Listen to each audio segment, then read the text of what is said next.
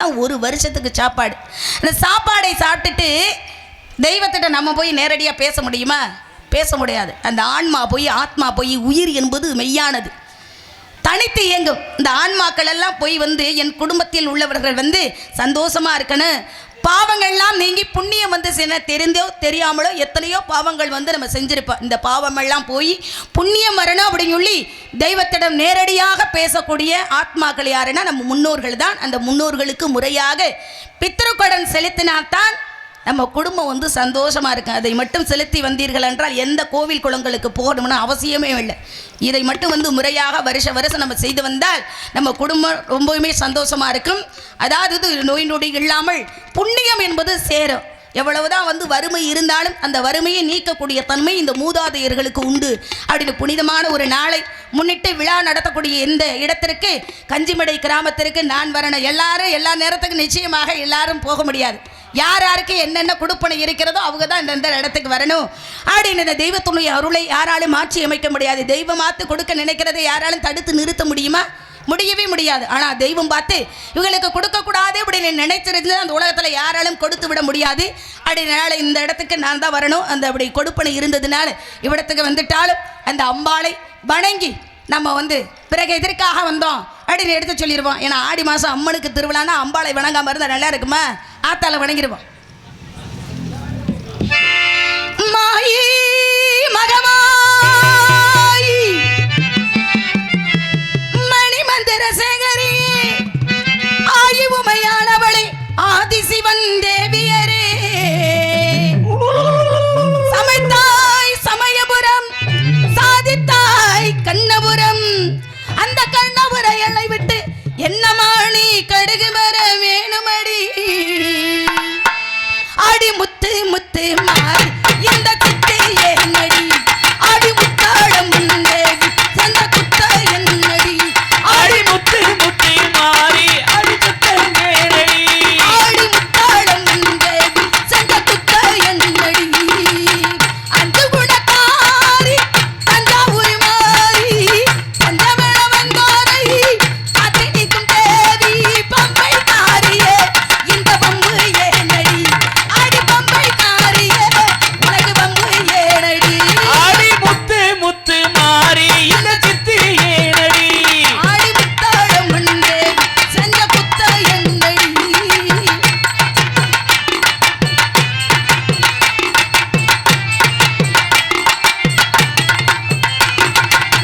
வெள்ளிமலை நாயகி வேடனுக்கு நாயடி வெகுரத ஏறி வினை தீர்க்கணோ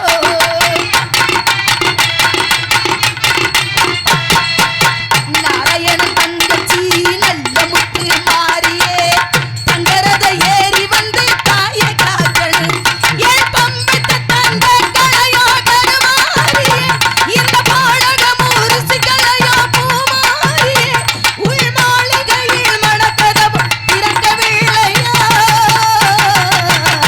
ஆடி முத்து முத்து மாறி அதித்து ஏனடி ஆடி முத்தாளம் சந்த குத்த என்னடி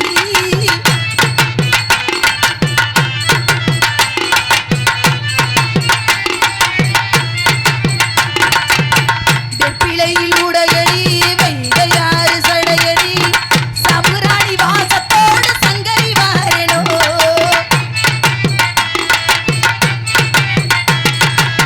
அஞ்சுதள நாகினி ஆயிரங்கண் நாயகி முண்டக்கல்லி மோகினி முத்த எடுக்கணும் அடி மீனாட்சி தாயே நீ பெய்யாயோ இந்த பாலன் வடும் பாட்டை பார்க்கதையாயோ உன் பாளையத்தை ஆலயத்தை பாசமில்லையோ ஆடி முத்து முத்து மாறி ஆடி சித்து ஏனடி ஆடி முத்தாளம் தேவி சந்த குத்த என்னடி அஞ்சு குணக்காரி தஞ்சாவூர் மாறி தஞ்சமேள வந்தாரை காந்திமதி தேவி பம்பை காரியே இந்த பம்பு ஏனடி ஆடி பம்பை காரியே இந்த பம்பு ஏனடி ஆடி முத்து முத்து மாறி இந்த சித்து ஏனடி ஆடி முத்தாளம் தேவி சந்த குத்த என்னடி.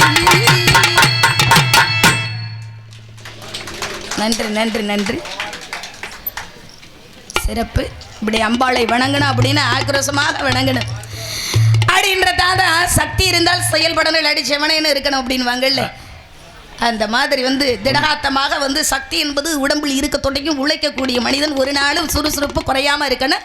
அந்த மாதிரி இந்த இடத்துக்கு விரைசேரி விற்பன் செலமன் காணவ குறவர் குற்றவர் இணையர் பிள்ளர் காணக்க நடார் என்னும் 8 வகை இனத்தினருக்கும் ஒரே ஒரு தலைவனான என் தந்தையானவர் பாகுபாடு இல்லாது காத்தொருது போல் முன்னோர்கள் வழிநிலையில் நானும் உணர்ந்து என்னுடைய மாதா பிதா சொல் தவறாது மற்றவர்கள் போற்றவும் ஆச்சாரிகள் வசை கூறாது ஆசான் இட்ட வழிநிலை ஆச்சாரம் சிறிதும் குறையாமல் வாழ்விட்ட காரணத்தினால் கதையின் பிரகாரம் சோழவள நாட்டின் ஒரு பகுதியான தொண்டை நாட்டிலிருந்து சின்ன கிராமமான சிற்றுருபடி என்ற இடத்திலிருந்து வள்ளியாகிய நான் இவ்விடத்திற்கு வந்திருக்கேன்.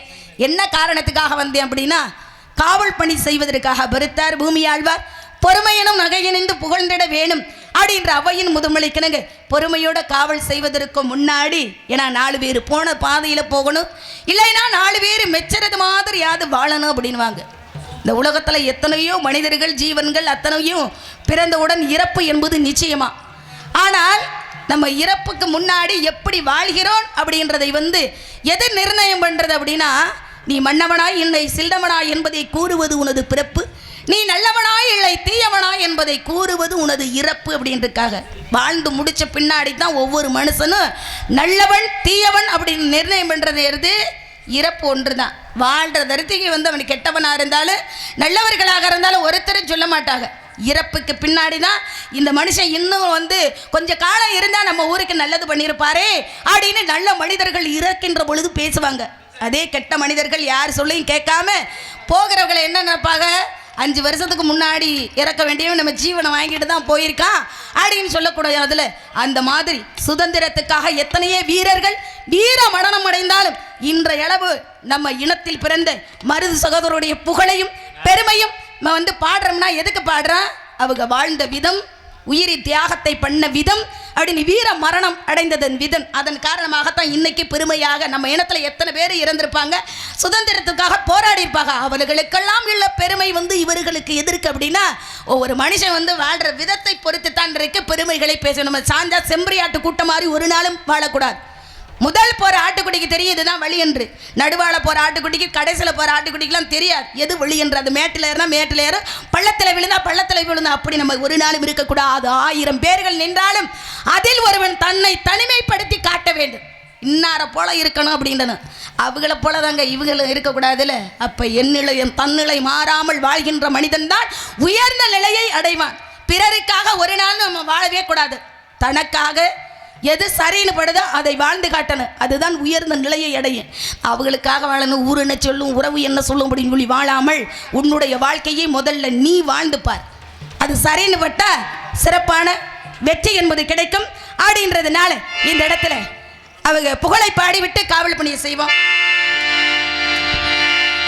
அஞ்சாத சிங்கமடா மருது பாண்டி தங்கமடா, அஞ்சாத சிங்கமடா மருது இருவ தங்கமடா, எக்குள்ளமும் போத்திக்கின்ற அகமுடையோர் வம்சமடா, எக்குள்ளமும் போத்திக்கின்ற அகமுடையோர் வம்சமடா, அஞ்சாத சிங்கமடா மருது பாண்டி தங்கமடா, எக்குள்ளமும் போற்றுகின்ற உக்குள்ளத்தோர் வம்சமடா.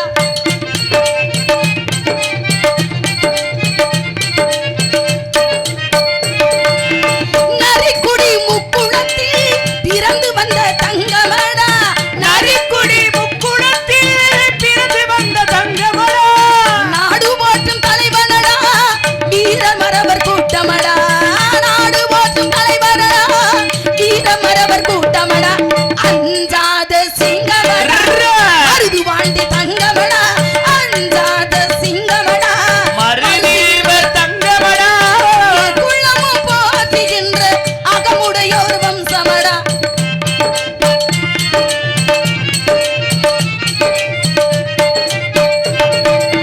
சிவகங்கை சீமை தன்னை ஆண்டு வந்த வீரனடா, சிவகங்கை சீமை தன்னை ஆண்டு வந்த வீரனடா, சீறி வந்த புலிதனையே விரட்டி அடித்த தங்கமடா, சீறி வந்த புலிதனையே விரட்டி அடித்த தங்கமடா, அஞ்சாத சிங்கமடா வாண்டி தங்கமடா, எக்குளமும் ஓத்துரைக்கும் அகமுடையோர் வம்சமடா.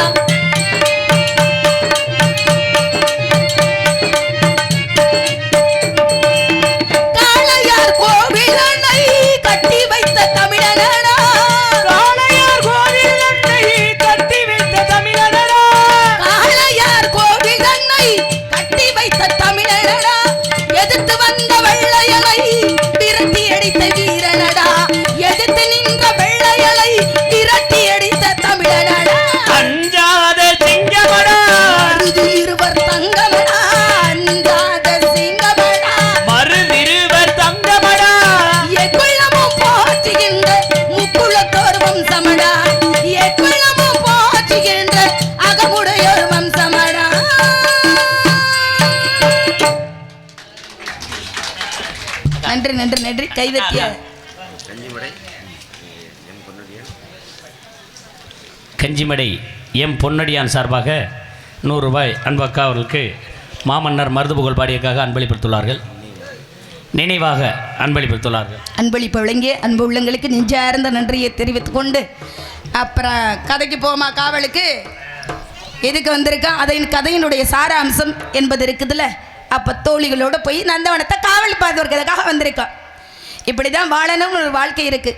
எப்படி வேணாலும் வாழலாம்னு வாழ்ந்தா வாழ்க்கை அப்பா இல்லை இல்லை, அப்படி வாழவே கூடாது. கோடு போட்டு வாழாதவன் வாழ்க்கை சிறந்த வாழ்க்கையாக ஒரு நாளும் அமையாது. ஏன்னா ஈன்ற பொழுதில் பெரிதுபக்கும் தன் மகனை சான்றோன் என கேட்ட தாயின்றிருக்காக தமிழ்நாட்டில் தமிழ் மக்களாக பிறந்த நம்ம தாயாகப்பட்டவள் 10 மாதம் சுமர்ந்து குழந்தையை பெற்றெடுக்கின்ற பொழுது வழியை மறந்து குழந்தையினுடைய முகத்தை பார்த்தவுடனே இந்த குழந்தை நம்மளுக்கு தாய்மை பட்டத்தை கொடுத்த குழந்தை அல்லவா. ஏன்னா ஒரு பெண்ணாகப்பட்டவள் எப்போ முழுமை அடைகின்றாள் அப்படின்னா தாய்மை அடைகின்ற பொழுது.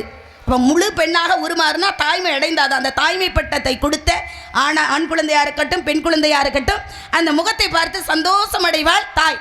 அதனை காட்டிலே எப்பொழுது பெரிய கொள்வாள் அப்படின்னா தன் பிள்ளை சிறந்தவன் ஒழுக்கமானவன் சான்றோன். ஏன்னா உயிரை காட்டிலும் மேலானது என்ன தெரியுமா, மானம். மானம் போயிருச்சுன்னா உயிர் வாழ்ந்து பிரயோஜனமே இல்லை. தன்மானத்தோடு வாழ்கின்ற பிள்ளைகளை பிறர் சொல்றதை கேட்டுட்டு 1000 கோடி மடங்கு சந்தோஷம் அடையக்கூடிய ஒரே ஜீவன் யாருன்னா தாய் தந்தையர் மட்டும்தான், வேற யாருமே கிடையாது. ஏன்னா தன் பிள்ளைகள் ஒரு நாள் கெட்டு போகணும் அப்படின்னு சொல்லி நினைப்பாங்களா, நினைக்க கோயில் குளங்கள்லாம் வேண்டுதல் வைத்து நேர்த்தி கடனை வைத்து ஒவ்வொரு தாய் தந்தையும் எதுக்காக வணங்குறாங்க, அவங்களுக்காக வேண்டுதல் வைக்கிறாங்களா. நான் பட்ட கஷ்டங்களும் வேதனைகளும் என் பிள்ளைக்கு ஒரு நாளும் வரக்கூடாது, இறைவா என் கஷ்டம் என்னோட போக விட்டு என் பிள்ளைகள் நல்லா இருக்கணும்னு சொல்லி தான் ஒவ்வொரு தாய் தந்தையரும் நம்ம பிள்ளைகளை வளர்க்குறோம். ஒரு நாளும் பிள்ளைகள் தாய் தந்தையரோட மனசு நோகுறது மாதிரி நடந்துக்கிறாதீங்க அப்படின்னு கேட்டுக்கொண்டு இந்த இடத்துல ஆசை எடுத்து சொல்லிடுவாப்பா. ஆசை எப்படிப்பட்ட ஆசை அப்படின்னு எடுத்து சொன்னா தானே தெரியும்.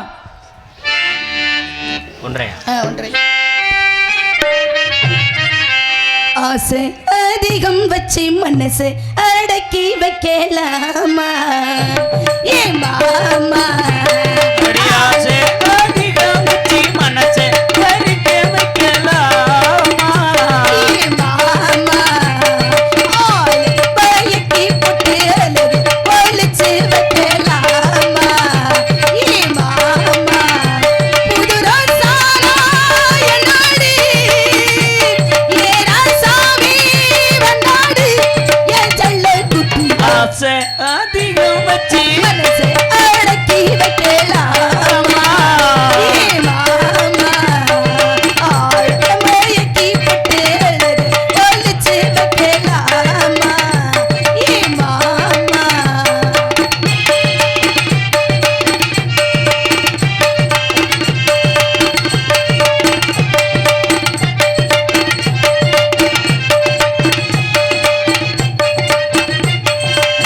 சின்ன பொண்ணுனா ஒரு செந்தூர பூனா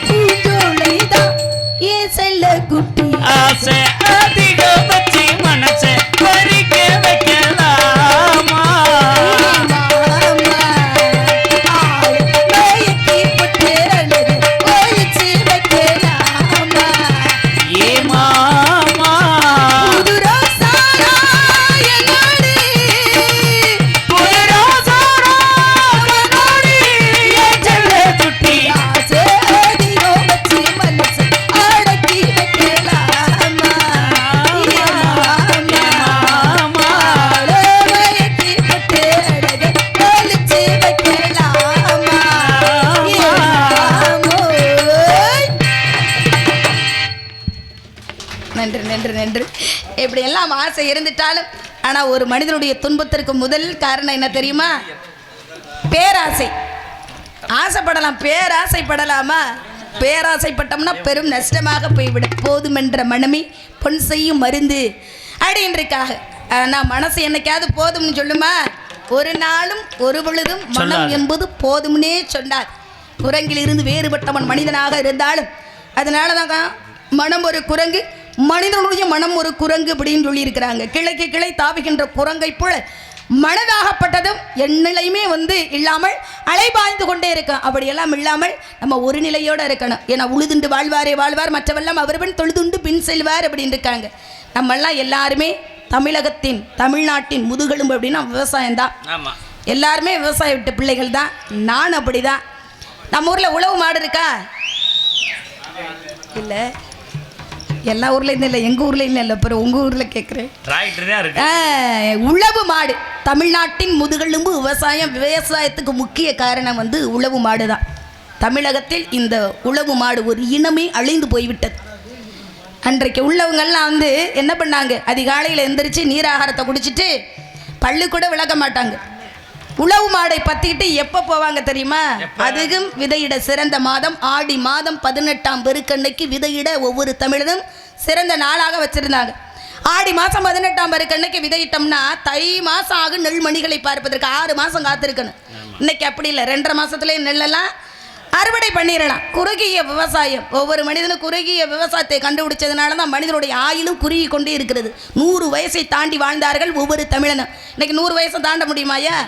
ஒருத்தரும் தாண்ட முடியாது. 40 வயசை தாண்டிட்டான உடம்புல என்னென்ன வியாதின்னு கணக்கே சொல்ல முடியாது. அத்தனை வியாதிகள் உடம்பில் வருகிறது. ஏன் வருது அப்படின்னா உணவே மருந்து. அப்படின்னு சாப்பிடக்கூடிய உணவில் இருந்து தான் ஒவ்வொரு பிரச்சனையும் வருகிறது.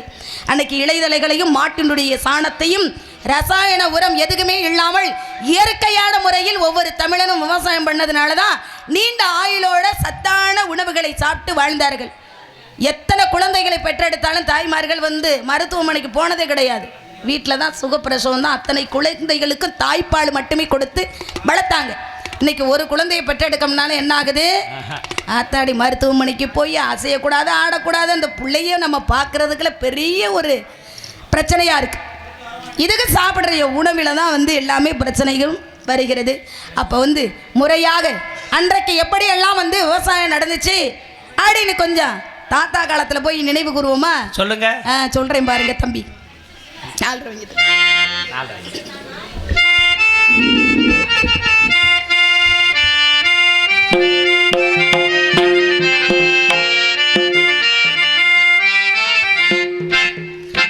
கல்யாண மழையோசை காத்தேடி முன்னாடி பின்னாடி நான் பாரேன் என்று கள்ளாளன் காதோடு சொல்லி மாமன்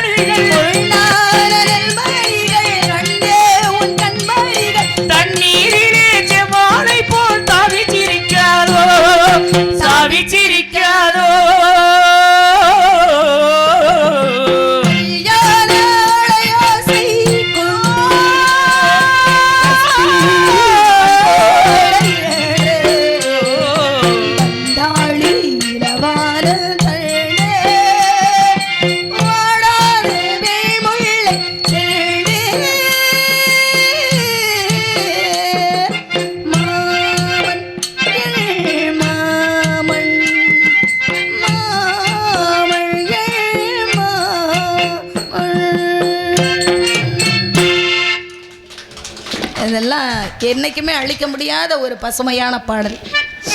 எத்தனை காலங்கள் வந்தாலும் இந்த பாட்டையெல்லாம் வந்து மறக்கவே முடியாது. இனிமே வரக்கூடிய சந்ததிகள்லாம் நினச்சிக்கிறாங்க இப்படியெல்லாம் வந்து விவசாயம் நடந்திருக்கு அடியுள்ளி அந்த மாதிரி இப்படியெல்லாம் மறுத்தாட்டா நம்ம மட்டும் பாடிக்கிட்டா நல்லா இருக்கும். அன்னைக்கு பார்த்ததுக்கு இன்னைக்கு எப்படி நான் அதை கண்டுபிடிச்சிட்டேன்ல, அப்போ உடனே போய் பார்த்துருப்பிய. அப்புறம் நமக்கு ஒரு பாட்டு மிஸ் ஆச்சுன்னா கிளீனாக இருக்கணும். உண்மை உண்மை அண்ணன் பெருமைக்கு சொல்ல அண்ணன் நாகலிங்க அண்ணன் அப்படி தான் சொல்லுவாங்க. ஒரு பாட்டை யாராவது புதுமையை வந்து பாடினாக்க உடனே போய் அதை வந்து எப்படி வந்து மியூசிக் போட்டிருக்காங்கன்னு பார்த்தா தான் எனக்கு மனசாரு அப்படி. இந்த மாதிரி அதுக்கடுத்து தம்பி தான், வேற யாருமே கிடையாது. அந்த மாதிரி நம்ம மட்டும் பாடிக்கிட்டே இருந்தால் நல்லா இருக்குமாப்பா? தோழிகள்லாம் வரட்டு சேர்ந்து அப்படி நந்தவனத்துக்கு சிறப்பான காவலை புரிவதற்காக சென்று வருகிறேன். நம்ம பாடுனதுக்கு ஒளி ஒளி அமைப்பு ஒரு பாட்டு பாட சொல்லிட்டாங்க, போதும். ஒன்று தான் பாட சொன்னாங்க, அதனால தான் ஆளுக்கு ஒவ்வொரு பாட்டு. ஒளிபெருக்கின் சார்பாக இந்த மருது மாடி பாடல் வந்து பாட சொல்றீங்க. ஏற்கனவே பாடுறதுக்காக கொடுத்ததா நினைச்சுக்கிறேன். ஏன்னா ஆளுக்கு நடிகர்கள் ஆளுக்கு ஒரு பாட்டு போடணும். இந்த அளவுக்கு பாடுறது அதை சொல்லுங்க. இந்த அளவுக்கு பாடுறது காரணம் யாரு? ஒளி ஒளி அமைப்புல ஒளிபெருக்கி சொல்லணும்னு அவசியம் இல்லை.